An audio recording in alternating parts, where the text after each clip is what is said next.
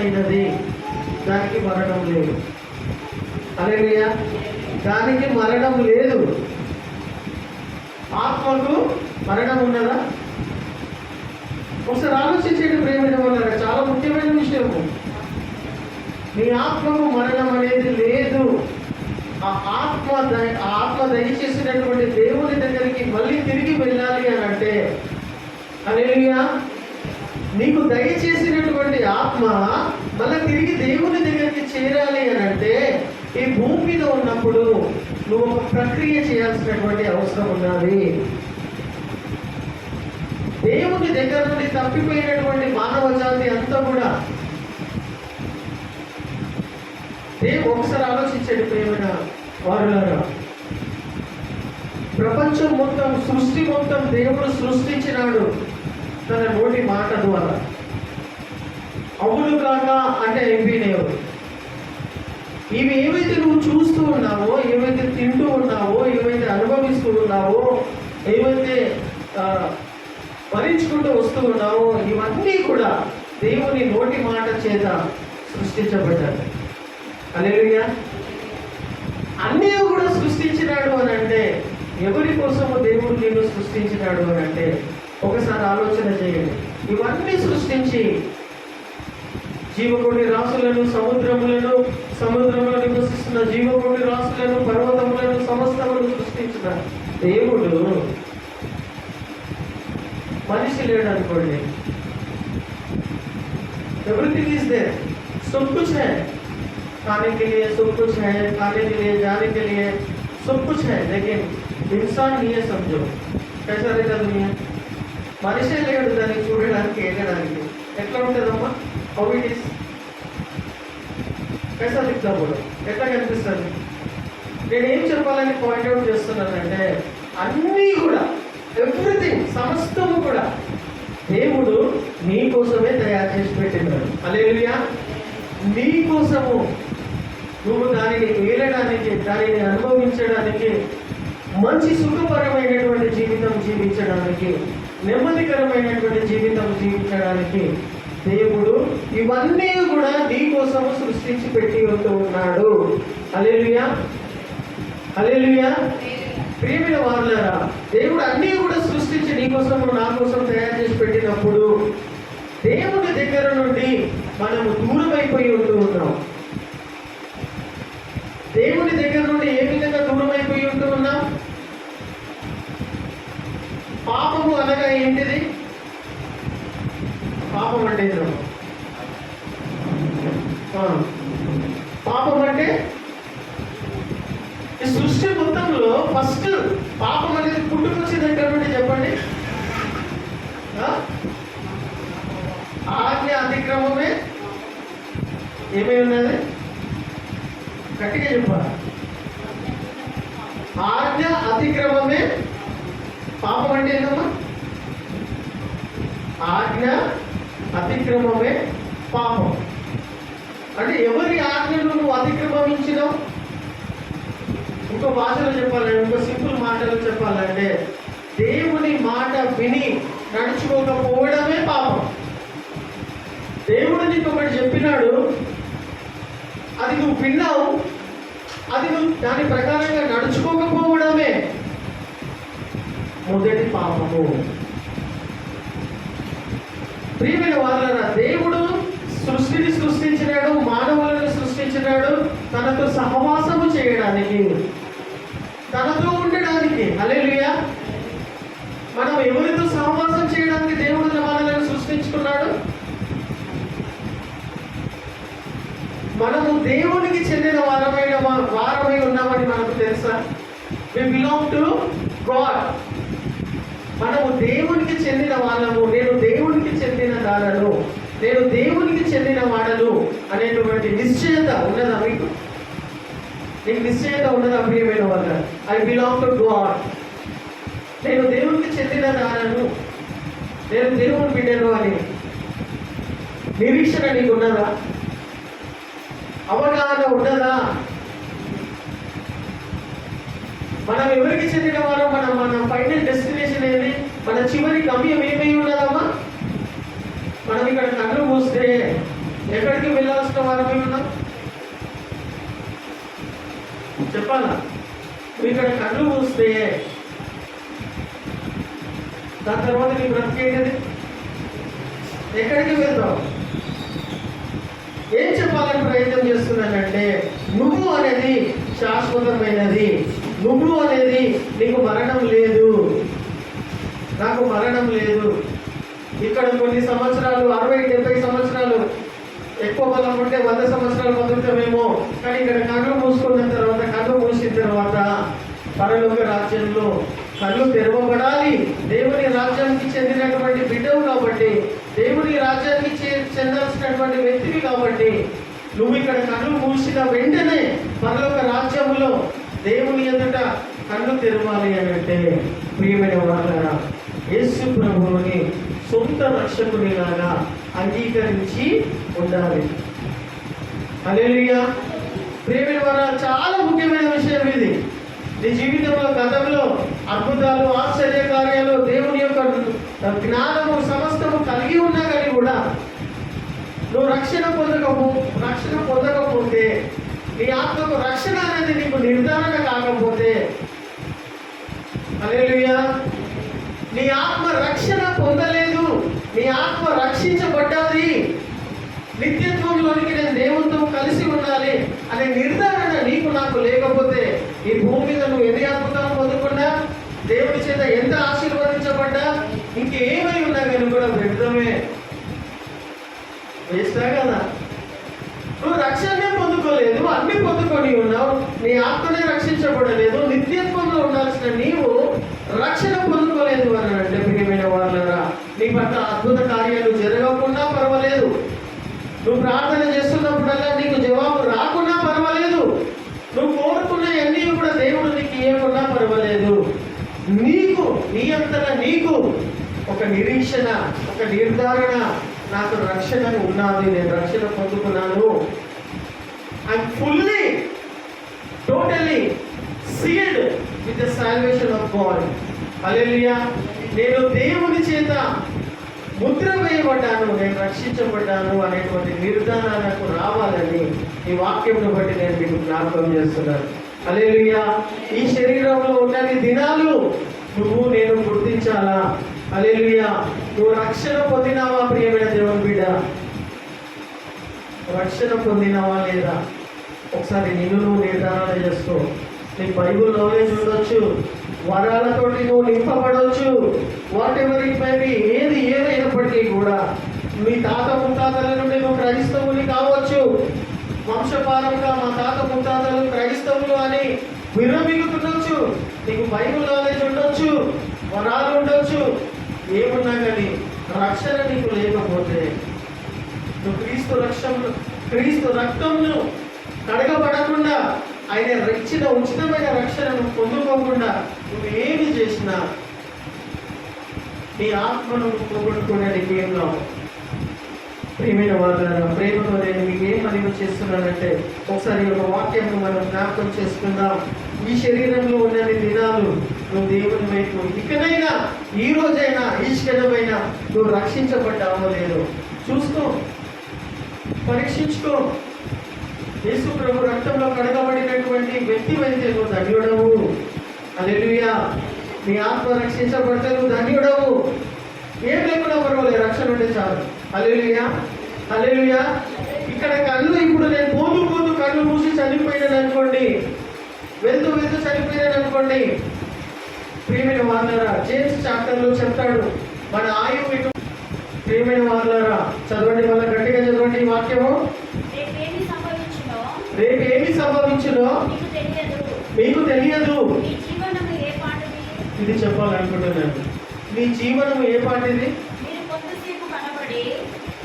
నువ్వు కొంతసేపు కనబడి అంతలో మాయమైపోవు, ఆవిరి వంటి వారే. హల్లెలూయా. హల్లెలూయా. అర్థమవుతుందా? నువ్వు ఏ పాటి వాడవు, నేను ఏ పాటి వాడను. మన లైఫ్ ఎంత ఇంతలో కనబడి, అర్థమవుతుందా? ఇప్పుడు కనిపిస్తున్నా నేను నీకు, ఇప్పుడు నువ్వు నాకు కనిపిస్తున్నావు, అంతలోనే మాయమైపోతామంట. అది మన బతుకు. ఇప్పుడు కనిపిస్తున్నావు, ఇప్పుడు నేను కనిపిస్తున్నాను, నెక్స్ట్ సెకండ్ రేపు ఏం సంభవిస్తుందో, ఒక 1 hour తర్వాత, ఒక 1 గడియ తర్వాత, ఒక గంట తర్వాత ఏం జరుగుతాం అనేది ఎవరు కూడా చెప్పలేరు. ఏం సంభవిస్తుందో తెలియదు. ప్రియమైన వాళ్ళారా, మరణము ఎప్పుడైనా నీ మీదికి రానియండి. మరణము నీ మీదికి ఎప్పుడైనా ఎలాగైనా రానియండి. నువ్వు ఇక్కడ కన్ను మూస్తే పరలోక రాజ్యములో కళ్ళు తెరుస్తాననేటువంటి నిశ్చయత,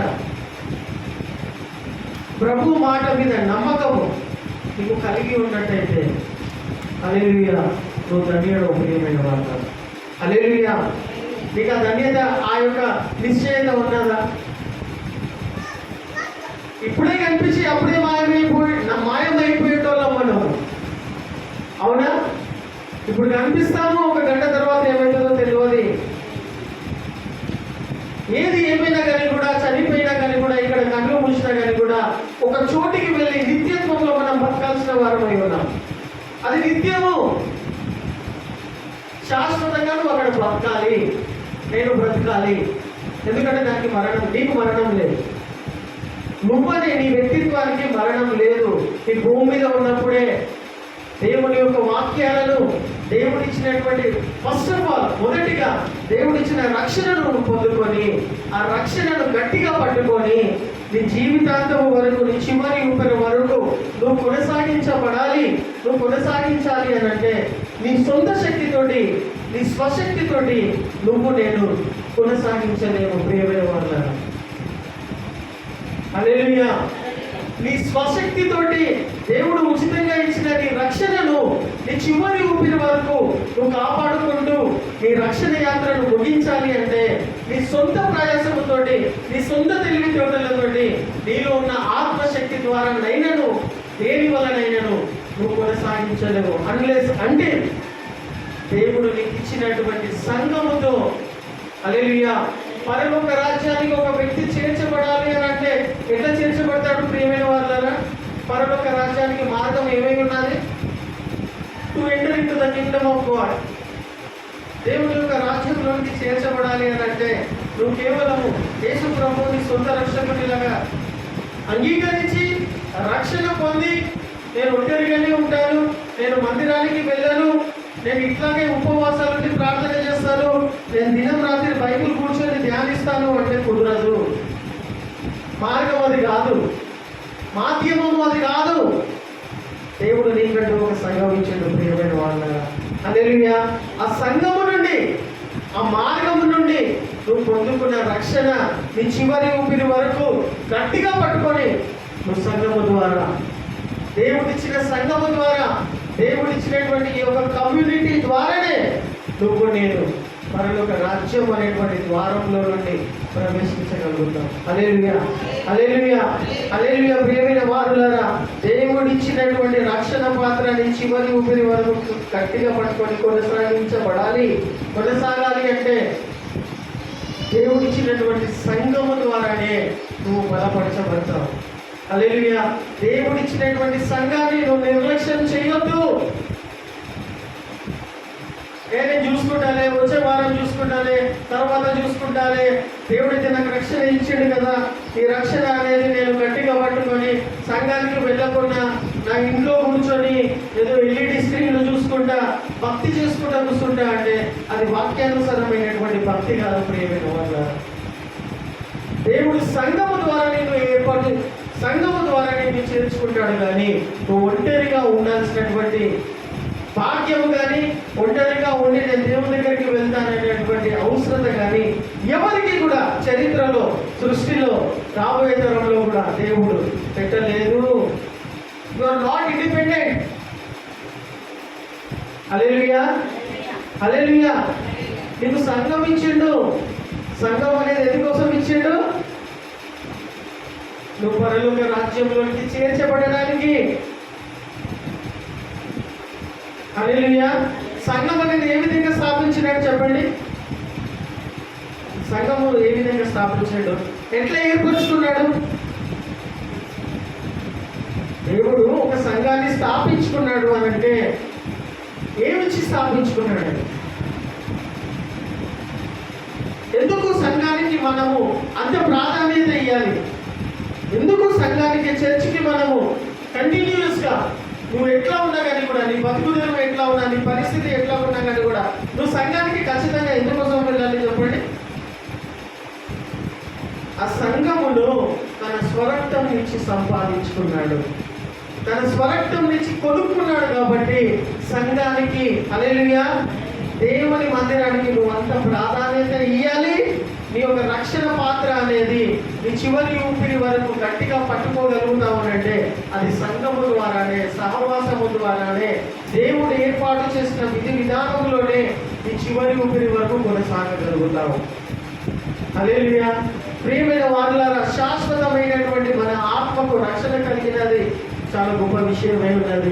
ఆ రక్షణ పాత్ర అనేది, రక్షణ వాక్యం అనేది నీ చివరి ఊపిరి వరకు విజయవంతంగా నువ్వు కొనసాగించబడాలి అంటే నువ్వు సంఘములో అంటుకట్టబడి ఉండాలి. ఎందుకనగా సంఘం అనేది దేవుడు స్వరక్తం ఇచ్చి నిన్ను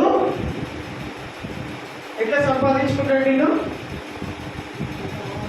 చెప్పాలమ్మా, సంఘం అనేది ఎట్లా సంపాదించుకున్నాడు దేవుడు? నిన్ను ఎట్లా సంపాదించుకున్నాడు? తన స్వరక్తం నుంచి నిన్ను కొనుక్కున్నాడు, కాపాడుకున్నాడు, రక్షించుకున్నాడు. కాబట్టి ఆ నిత్యత్వంలోనికి దేవునితో పాటు నువ్వు నేను ఉండగలగాలి అని అంటే సంఘమునకు మనము నిర్లక్ష్యము చేయకుండా సంఘము ద్వారా అంచెలంచెలుగా ఆత్మలో బలపరచబడతాం. హల్లెలూయా. సంఘములో అంచెలంచెలుగా నువ్వు కొనసాగడం వలన, క్రమము తప్పకుండా నువ్వు మందిరానికి రావడం వలననే నీ రక్షణ పాత్ర అనేది, నీ రక్షణ భిక్ష అనేది నీ చివరి ఊపిరి వరకు గట్టిగా పట్టుకొని నడవగలుగుతావు. నువ్వు ఏ వారమైనా, ఏ క్రమమైనా, ఏ ప్రార్థన కూడికైనా దైవభక్తి చేసే విషయంలో సంఘానికి నిర్లక్ష్యం చేసినాం అనుకోండి, ప్రాముఖ్యంగా ఇటువంటి దినాలలో మనం ఎటువంటి దినాలలో బ్రతికి ఉంటున్నాము? ఎవరికైనా అవగాహన ఉన్నదా? ఎటువంటి దినాలలో ఉంటున్నాం? అంత్య దినాలు. ఎప్పుడు ఏం సంభవిస్తుందో, ఎప్పుడు ఎవరికి ఏమవుతుందో తెలియదమ్మా.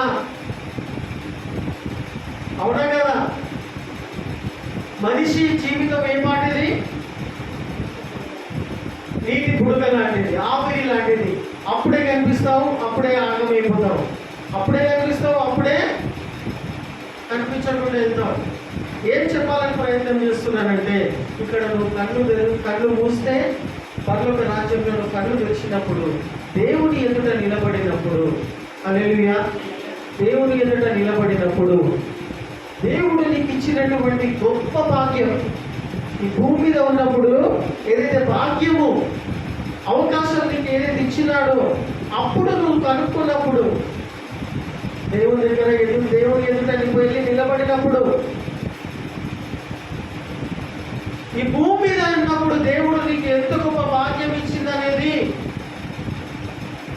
నువ్వు అప్పుడు కళ్ళు తెలుసుకుంటే ఏం ప్రయోజనం లేదు. ఏమైనా మాట్లాడాలి, ఏం చెప్పాలని పాయింట్ చేస్తున్నానంటే, ఈ భూమి మీద ఉన్నప్పుడే